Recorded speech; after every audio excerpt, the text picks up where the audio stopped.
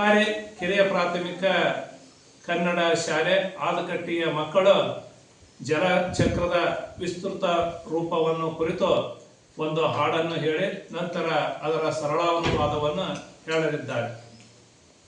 Start. 3, 2, 1.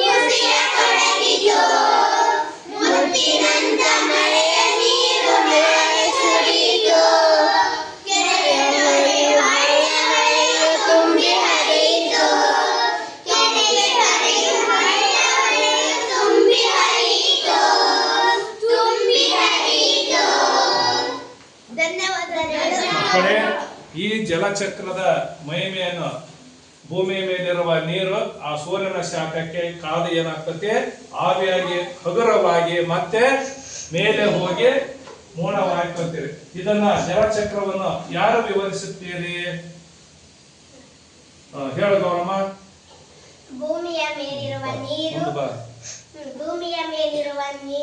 ನೀರು ಕೆರೆ, ತೊರೆ, ಹಳ್ಳ, ಹೊಳೆ ಇವುಗಳಲ್ಲಿರುವ ನೀರು ಸೂರ್ಯನ ಶಾಖಕ್ಕೆ ಕಾದು ಆವಿಯಾಗಿ ಮೇಲೆ ಹೋಗಿ ತಂಪುದಗಲಿ ಭಾರವಾಗಿ ಮತ್ತೆ ಹನಿಗಳ ರೂಪದಲ್ಲಿ ಭೂಮಿಗೆ ಬೀಳುತ್ತದೆ.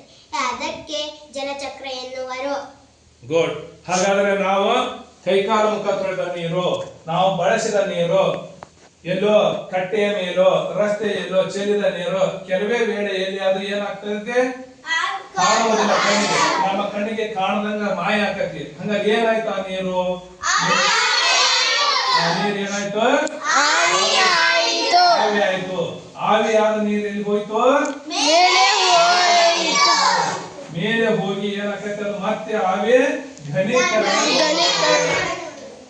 ಘನೀಕರಣಗೊಂಡು ಏನಾಕೈತಿ, ಮೋಡವಾಗಿ ಭಾರವಾಗಿ ಮತ್ತೆ ಹನಿಗಳ ರೂಪದಲ್ಲಿ ಭೂಮಿಗೆ ಮತ್ತೆ ಸುತ್ತುತ್ತಾ ಇರುತ್ತೆ. ಅದು ನೀರು ಆವಿಯಾಗೋದು, ಆವಿಂದ ಮೋಡವಾಗೋದು, ಮೋಡದಿಂದ ಮತ್ತೆ ಹನಿಗಳ ರೂಪದಲ್ಲಿ ಭೂಮಿ ಬರೋದು. ಇದಕ್ಕೆ ಚಕ್ರದ ರೂಪದಲ್ಲಿ ತಿರುಗುವುದಕ್ಕೆ ಜಲಚಕ್ರ ಎಂದು ಕರೆಯುತ್ತಾರೆ. ಧನ್ಯವಾದಗಳು.